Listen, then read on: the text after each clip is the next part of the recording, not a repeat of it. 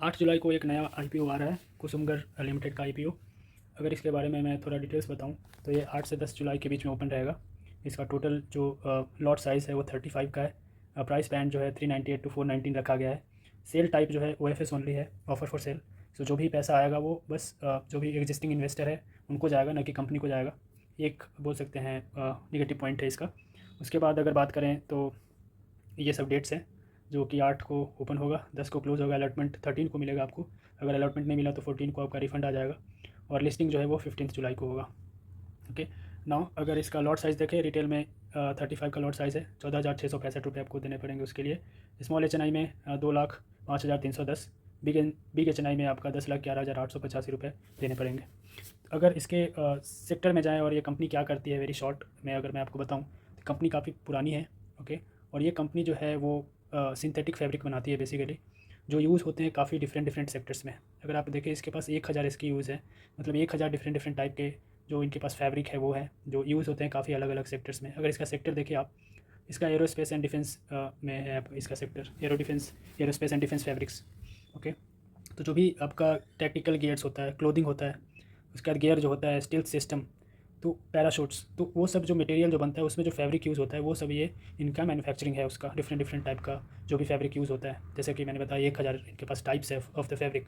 तो वो एक काफ़ी यूनिक सेक्टर मुझे लगता है कि ये अगर अगर इसके बारे में अगर ये भी देखें कि इस टाइप की कंपनीज़ जो है काफ़ी कम है अभी तक। इंडियन स्टॉक एक्सचेंज में जो लिस्टेड कंपनीज़ हैं, इस टाइप की कंपनीज़ काफ़ी कम है जहाँ तक मुझे पता है, और ये काफ़ी यूनिक टाइप की कंपनी मुझे लगी। उसके बाद फिर से देखें आपका एरो डिफेंस जो भी एरोस्पेस एंड डिफेंस सोल्यूशंस जो बनाते हैं उसमें भी इसका यूज़ होता है। जो भी नेट्स है, डिप्लॉयबल शेल्टर्स है, तो इसमें भी उसका फैब्रिक का यूज़ होता है। उसके बाद फिर अगर तीसरा इसका यूज़ केस देखें तो इंडस्ट्री और ऑटोमेटिव फैब्रिक्स में भी यूज़ होता है। ओके। जो भी कस्टम एप्लीकेशंस बनाते हैं, जो भी मैकेनिकल रबर होता है वो सब में यूज़ होता है। ट्यूब्स, टेप्स, फैब्रिक्स और टेप्स, जो भी टेप आप टेप यूज़ करते हैं इंडस्ट्री में, उसमें जो फैब्रिक यूज़ होता है उसमें इसका फैब्रिक यूज़ होता है। उसके बाद फिर इसका देखें तो आउटडोर एंड लाइफस्टाइल फैब्रिक्स भी है। तो जो नॉर्मल हम रेन वेयर यूज़ करते हैं, विंटर वेयर यूज़ करते हैं, back PACS, luggage, tents, sleeping bags, इसमें भी इसका यूज़ है। तो अगर आप ऐसे देखोगे तो इसका काफ़ी अलग अलग सेक्टर है, ऐसा नहीं कि बस एक ही सेक्टर में ये काम कर रहा है, जबकि अलग अलग सेक्टर हैं। बोल सकते हैं कि एरोस्पेस डिफेंस में ज़्यादा है, लेकिन इसका यूज़ नॉर्मल लाइफस्टाइल फैब्रिक में भी हो रहा है, और ये होगा ही, क्योंकि ये सब जो भी आप ये सब चीज़ें देख रहे हैं बढ़ता ही है। इसका कंजम्पशन कभी रुकता नहीं, कांस्टेंट या फिर उससे ज़्यादा ही कंजम्पशन होता है। इंडस्ट्री में, ऑटोमेटिव इंडस्ट्री में भी इसका यूज़ हो रहा है, जो भी आप यूज़ करते हो different different fabrics in different different sectors. तो मुझे लगा ये काफ़ी अलग टाइप का आपका सॉल्यूशन प्रोवाइड करता है, काफ़ी अलग टाइप का बिजनेस है, काफ़ी नीश इसका बिजनेस बोलेंगे। ओके। इसलिए मुझे लगता है इसका जीएमपी काफ़ी अच्छा है। अगर इसका जीएमपी देखें अभी, तो इसका जीएमपी 40% के ऊपर है। ओके।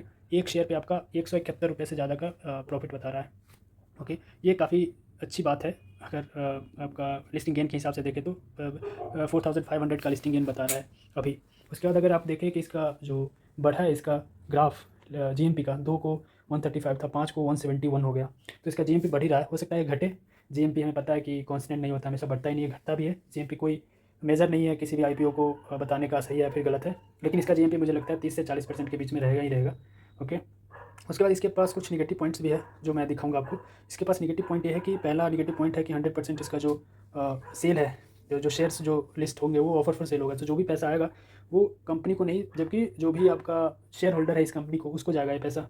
ओके। उसके बाद दूसरा इसमें नेगेटिव पॉइंट ये है कि इसका ग्रोथ जो है वो थोड़ा सा कंसिस्टेंट नहीं है, मतलब सेम टाइप का ग्रोथ आ रहा है। जैसे कि अगर आप ये फिगर में जाओ, अगर यहाँ पे आप इसका डिटेल्स देखो कि इसका डिटेल्स क्या है, अगर मैं इसको पीछे जाऊँ और आपको दिखाऊँ इसका फाइनेंशियल्स थोड़ा सा, तो यहाँ पे अगर आप देखोगे प्रॉफिट इसका देखोगे तो लगभग सेम प्रॉफिट है, राइट। 84 करोड़ का प्रॉफिट, फिर 111 करोड़ का, फिर 98 करोड़ का।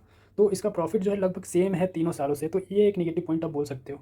बाकी ये रेवेन्यू अगर बोले, एसेट बोले, तो ये सब बढ़ा है जो कि अच्छी बात है, लेकिन इसका प्रॉफिट जो है वो कांस्टेंट रहा है 3 साल से, ये बोल सकते हैं ना। अगर उसके बाद अगर जो लास्ट इसका नेगेटिव पॉइंट देखें, इसका पी रेशियो जो है बहुत ज़्यादा है, 43 का पी रेशियो है इसका, जो कि ज़्यादा है। ओके। तो ये 3 नेगेटिव पॉइंट है। पॉजिटिव पॉइंट जो हमने बोला, काफ़ी अलग सेक्टर है, जीएमपी अच्छा है। ओके।